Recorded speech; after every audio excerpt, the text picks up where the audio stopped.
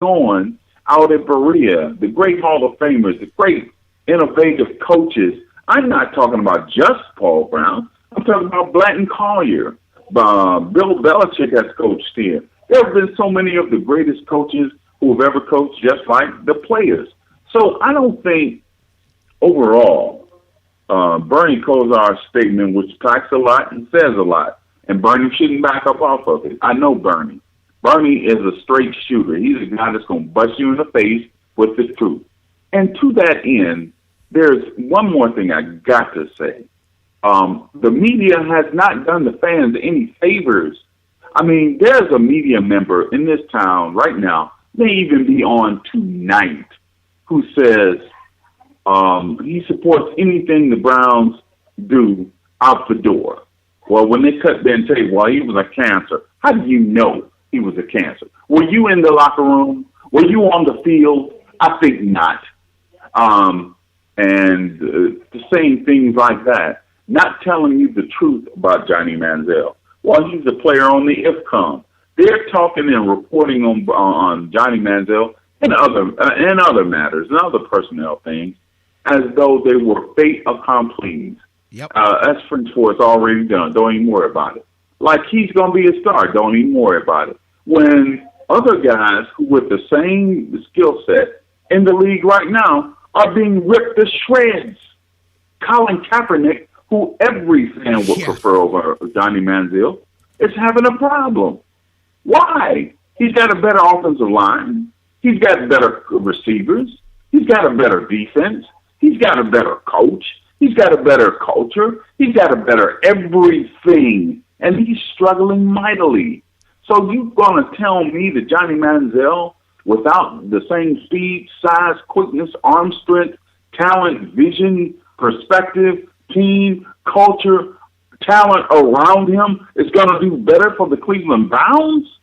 Come on, man. Am I dumb? But see, some of these media members are reporting about the Browns just like that because they're lazy, because they're fans first, because they want to get in close with the Browns, get in tight with the Browns, be tied at the hip with the Browns, and there's nothing to be tied at the hip to. They're a lackluster organization as far as choosing players and setting the culture. Now, I'm going to give them a break and say, well, they're at the start of a process. But Bernie Kosars' comments, for me, it scratched me right where I itch, brother. It was right on the money, and he should be applauded, not decried publicly. And I know some fans on Twitter and in the media, is going to say, oh, you're a hater. You're dumb. I'm unfollowing. Listen, man, don't follow me. I don't like to be followed by dumb people. I get itchy and twitchy and nervous. But I would suffice to say that Bernie's comments were right on. And Mike Pettine, I'm not sure if he's down with him, but I would suspect that he isn't, just by the way he's handled his business, by the way he's couched his statements. And you're absolutely right, J-Rod. He says what he wants to say. Are you intelligent enough to pick it up?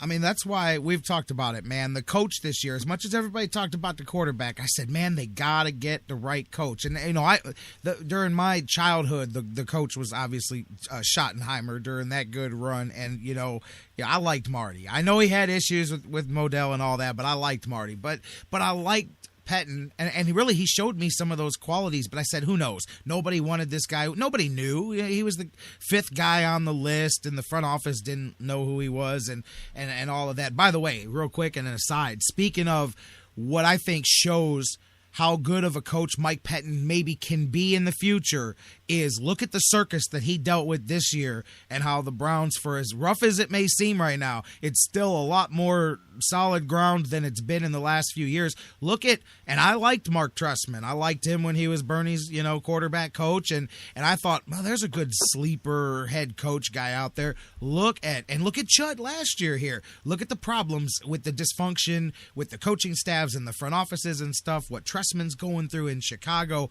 Mike Pettine has had a bigger circus than any rookie head coach has had to deal with this year, and I think he's marched through it stronger than a lot of other coaches would have, because most other coaches would have got ran over by ownership and would have had Manziel out there from week one, and he'd be hoping not to get fired after a 2-14 season or whatever. And Mike Pettine's like, no, I get paid to do this too, and I'm putting the best players out on the field. But, you know, I'm glad you saw that too, because as soon as he said that, I'm like, you noticed when Merrill Hodge said something the other day, Mike Pettine threw it right under the bus. He's like, well, you know, people say things for clicks, and that guy doesn't know what he's talking about. When it was Bernie, he didn't say that. He said, well, we're working on it, and we're getting some of those obstacles out of the way. He knows. He knows that a lot of what Bernie said is right, but people will discredit it because they'll say, oh, you know, he's bitter. You know, they don't let him do the TV anymore, and he wants a job with the team. But he's right about a lot of the things that he said at the end of the day. Man, and I'm glad we got a chance to talk about that. What do you I don't know, man. I'm not trying to project ahead because who knows where the Browns go in the future with this thing, man. But what do you need to see? I mean, I know you and I are in the same place with Manziel. I see him. It's funny, you mentioned developmental quarterback. That's what I see him as. Somebody that you go, well, can we put him on the shelf for a couple of years and get him all the things he needs to have a chance to perhaps be successful at this, man? That's what I see. People go, you're nuts. You're saying you would put Manziel on a practice squad? Yes, I would, but that's my belief of where he needs to go. That doesn't mean that he can't get there, that he can't improve and work hard. Anybody can. But I truly believe that that's the level he's starting at. I equated it to a high-level high school recruit going into a college program where they redshirt the first year, they learn the program, they get their feet wet. Maybe by second or third year they're playing. They're running for the Heisman, hopefully, by the fourth year. And then you've got a guy who's just now getting ready for the NFL level, you know? Here's a kid who rushed, really jumped into stardom in his freshman season, and defenses in college were catching up to him by the end of his second season, and that's college defensive coordinators. But you can't say that because Johnny Manziel was going to hit the ground running and become Johnny Cleveland. And if you don't believe that, then you're just a hater. And that's not true, because I would love for the Browns to have the most star-studded quarterback in the world leading us to Super Bowls. Brother, I'd be right on board that train, and I'm sure you would too, BSK, but you got to be real about it too. Well, I think on the matter of Johnny Manziel and his coaching, I think if they want Johnny Manziel to be successful, they would take every film of Russell Wilson with the Seattle Seahawks, every game, and cut it up. That's called a cut-up, where you take every offensive play that he runs from each perspective, from the all-22, from the line of scrimmage, and you take it and you show it to Manziel.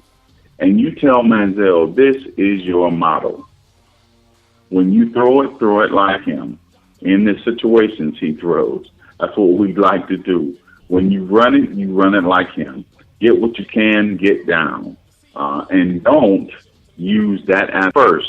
That should be the last asset that he uses, his running ability. I get assailed everywhere I go from people who ask me, how do I like Johnny Manziel? And I didn't like him in college. I have to be honest. And the reason I didn't like him in college is I don't particularly like that type of quarterback. Those quarterbacks don't win. Russell Wilson has done it because he's primarily a pocket passer who has those physical, athletic skills to run and, drive defenses crazy. But he's not a running quarterback by any means. But he's more in the mold of a Fran Tarkenton, a Roger Staubach, guys who kept plays a lot, Ben Roethlisberger, Randall Cunningham. Later in his career, he had the athleticism in his back pocket, and he used it, with a tremendous arm and good vision and timing and all of that. Those guys did it the best that it could be done. And yes, you're right, Johnny Manziel redshirted one year. He watched a year. They didn't know, even after he played 2 or 3 games, whether he would be the Heisman winner.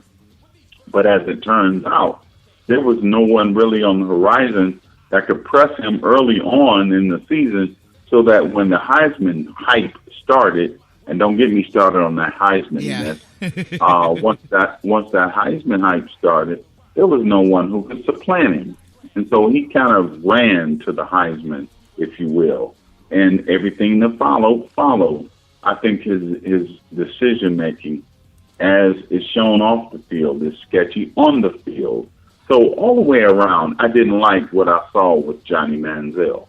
Now, given the fact that there was, at least 10 quarterbacks you could take, probably 7 in the third round the only 2 I would have taken in the first round, other than Blake Bortles, would have been Teddy Bridgewater at that last pick the Browns had, 22, or Derek Carr. Now, Derek Carr has the look of a star. So does Bridgewater at times. He struggled, I think, more than Carr has. But everybody else, Logan Thomas, Zach Mettenberger, Aaron Murray, Jimmy Garoppolo, all of them went after the second round. And the Browns had what they have, 2 seconds last year? So, and 2 seconds or 2/3 on the second, or whatever it was. I think it was a second and 2/3. They could have gotten a developmental quarterback who's 6'5", 6'6", who has incredible arm strength, who has some athleticism. That's Logan Thomas. That's Zach Mettenberger. All of those guys could have been the developmental player, and then you get a proven great quarterback coach to coach him. If that position is of paramount importance to your organization, then he has to be a guy who has an almost pristine record as far as developing quarterbacks. If you tell me that the quarterback is the most important person in our organization, and yet you get him SS Kresge's for a quarterback coach, Kresge's, that nickel and dime store that used to be on Euclid way back in the day, instead of going to Higbee's or May Company or somewhere like that. You buy dime store, you get dime store coaches, you get dime store coaching, and that's as simply as I can put it. So I think the Browns organization has to get themselves together, have to look at themselves in the mirror after this season, no matter how it ends up, and see if they're going on the path they've charted, is it the right course? And if it's not, they have to change it.